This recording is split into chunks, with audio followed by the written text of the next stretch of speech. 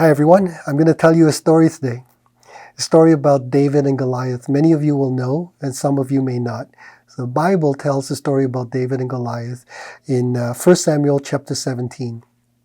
So back then, the Israelites and the Philistines were at war. So the Philistines are the bad guys, or at least according to the Bible. And they met at a valley, and the Philistines were on one side of the hill, and the Israelites were on the other side of the hill. And the champion of the Philistines, his name was Goliath. He would come down every day for 40 days and mock and ridicule the Israelites. He basically said, "Send me your champion and let's have a fight to the death and see who wins." For 40 days, he was ridiculing and mocking the Israelites. According to the Bible, King Saul and all the armies of the Israelites were terrified of Goliath because apparently, according to the story, he was literally a giant, this huge, ginormous man. So how does this tie into what I'm about to review? It's the Cayin and the AudioNote. So who's the Goliath and who is David? Well, let me further the story. The Cayin is a Chinese-made, Chinese-designed integrated amplifier, tube amplifier. It uses KT88s.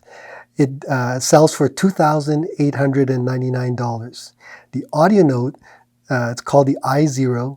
It's $4,500. So right off the bat, you think, oh, maybe AudioNote is Goliath, right? This much more expensive unit, but hang on a second.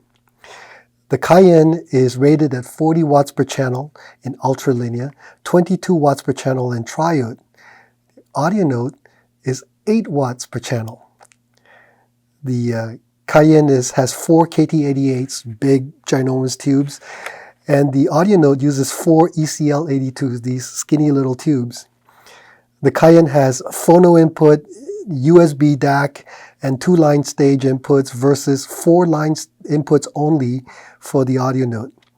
The USB input for the Cayin is capable of 32-bit, 384 kilohertz. The AudioNote has 0 DACs, nothing, nada. The Cayin has a headphone jack. The AudioNote has none. The Cayin has a moving magnet phono input. The AudioNote has none. The Cayin, the weight is 17 kilograms, less than half, significantly less than half the weight of the Cayin. So it appears, at least on paper, the Cayin is Goliath and the AudioNote is David because it's such a small little tiny thing. Anyway, so I was curious and wanted to do this review because I love the Cayin. For a number of years now, we've been carrying the Cayin. It truly represents, in my opinion, one of the finest values out there if you like tube products. And this particular integrated amp is spectacular. It's a great value for money. It sounds wonderful. It's really well built. It's easy to use.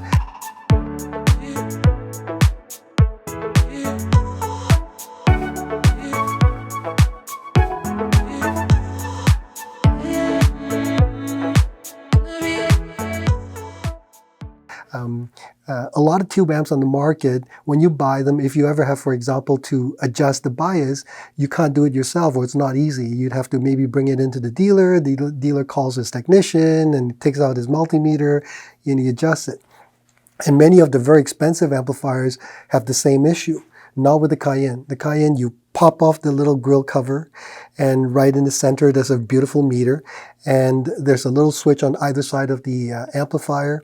And if you flick the switch, it'll show you what each of the output tubes is measuring, and you can just adjust using a little trim pot. So very, very easy to use. It also has the ability to switch between triode and ultralinear, as I mentioned before, and it comes with a great remote control. The AudioNote has none of these features. It's basically plug and play. It's as simple as it gets. We had previously done a review on AudioNote systems, and I was curious because the AudioNote has always sounded really, really nice too, especially as a system. It's very musical. So I thought, well, let's compare the two. Let's do a showdown and see what happens. We used a Blue Sound node, the analog output, which means we use the internal DAC. the analog out and fed both the Cayin as well as the AudioNote, just to keep everything very, very simple and fair. And we used the AudioNote ED speakers with the hemp driver. And the reason I use that is because it's one of the few speakers that we have which is quite easy to drive. It's rated at 94 dB sensitivity, and it's a 6 ohm load. So this way both amplifiers should be able to drive the speaker very well. I played Simon and Garfunkel's Scarborough Fair. So for those of you who don't know it, this is a wonderful piece of music. Very simple, beautiful lyrics. The production can get fairly dense at times. It starts off with a guitar. Paul Simon is fantastic. I often forget how good a musician he is. He's plucking away with the guitar, and it's quite complex chords. And then you hear harpsichord on the right. You hear light chimes behind the guitar. And every so often you hear the bass. Now it's funny, the bass appears to sound like it's out of phase and it's on the left. Very interesting. Anyway, with the Cayin, it's immediately powerful, dense, smooth, dynamic, big bass. Sounds a little bit dark. That's about the only thing that I thought could be better when I first listened to it. Huge soundstage, absolutely wonderful, tall image. I love the sound. There's nothing really that I could say anything bad about, especially given the price of $28.99. I was just very, very impressed with it. Think classic tube amplifier, but substantially improved over the years, and that's exactly what it sounds like to me. I made a mention here that maybe the bass could have been a little bit tighter and like a good solid state amplifier, but this is a tube amp, so I didn't critique it too badly. So then I connected the AudioNote. The moment I turned the music back on, I was shocked.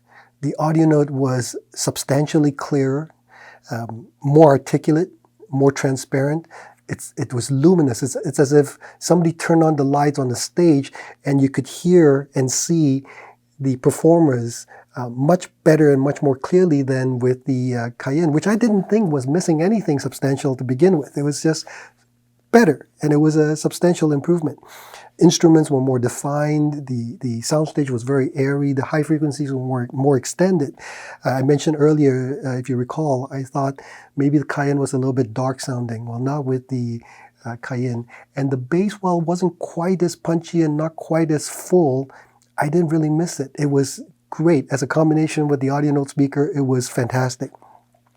This was my first inkling that maybe the Cayin was, although I thought the Cayin was the Goliath, that maybe AudioNote as David might actually be substantially better. So the next song I played was Harry Chapin's Circle from the album Greatest Stories Live. If you don't know the song, this is a fantastic, beautiful song.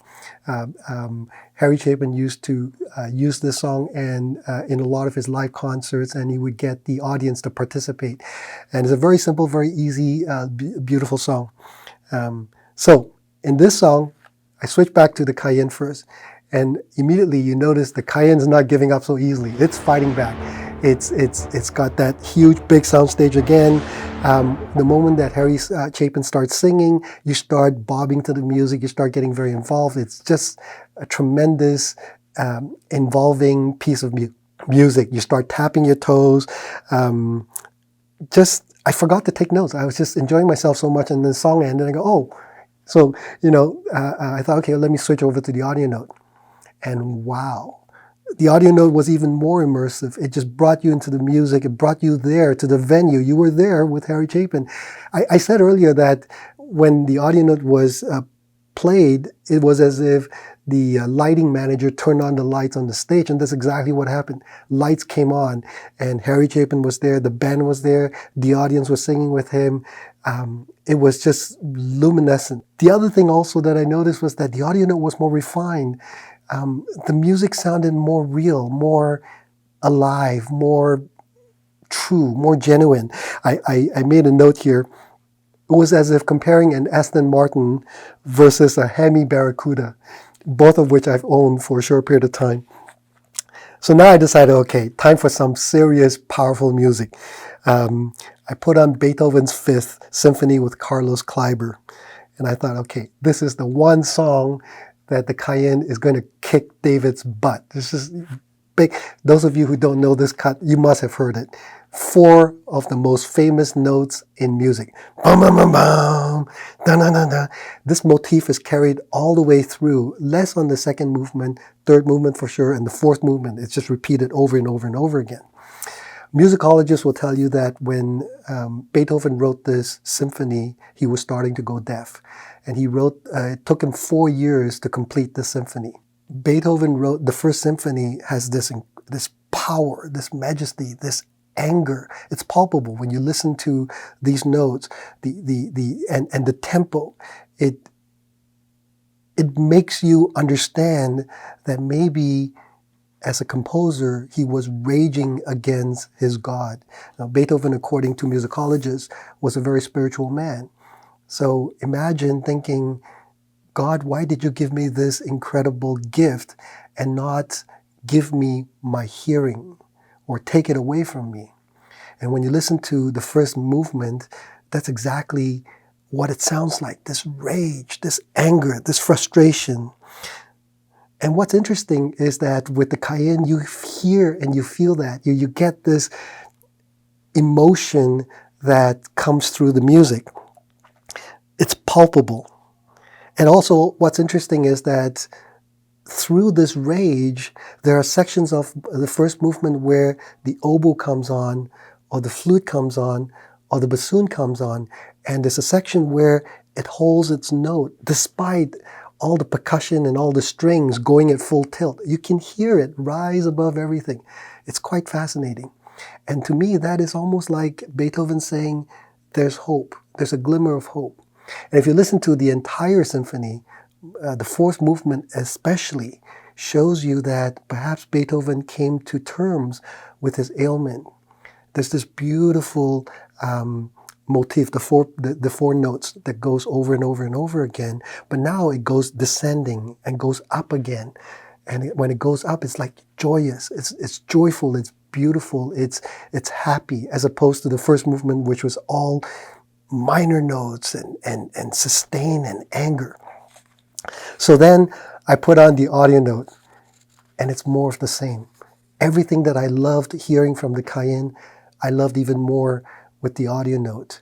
No, the bass wasn't quite as powerful. The foundation and the underpinning of the timpanis were not quite as strong. I couldn't play it quite as loudly when I wanted to with the AudioNote because you could start hearing a little bit of distortion. Whereas with the Cayin, I could keep going. But within its capabilities, it was glorious. Now, I'll give you a bit of background. The room that I played it in, dimensions are roughly 10 by 12, 12 by 14 thereabouts, but we have a 20-foot ceiling. So in terms of volume, it's a pretty big room. And sitting about 9 feet or so from the speakers, using an SPL meter, I was reaching peaks of about 96.7 dB. So it's fairly loud, especially when it got to the peaks. And despite that, the AudioNote gave a tremendous account for itself. There was nothing, other than wanting a little bit more power, there was nothing I thought it was missing. I was incredibly impressed with the AudioNote. So anyway, long story short, yes, the AudioNote is David. Finish the story behind David and Goliath for those of you who don't know. So David at that time was a young shepherd. He looked after his father's sheep, and he went to the battlegrounds and heard Goliath mocking the Israelites, and he said, "Why aren't we doing anything about it?" And his brothers said, "Shut up, what the hell do you know?" And so David went up to King Saul, the balls on this guy, and said, "Let me go fight this guy." King Saul said, "You're but a young boy, what do you know?" And David said, "I have fought and killed lions who came after my sheep. I can handle this guy." So he convinced King Saul. And so David went to the stream, picked up 5 smooth pebbles, went up to Goliath, put one of those pebbles in his sling, threw it at Goliath, hit him right in smack in the forehead, and Goliath fell right on his face. So he slew Goliath. So that's the story behind David and Goliath. So in this case, AudioNote is David, and it did in fact substantially outclass the Cayin. Not that the Cayin is bad, far from it. I don't know too many products in its price range that could do everything that it does. But the AudioNote is something very, very special. Anyway, Adrian from Audio Excellence, thank you very much for watching this. If you like it, share, subscribe, turn on notification, you know what to do. And I'll see you next time. Take care, bye-bye.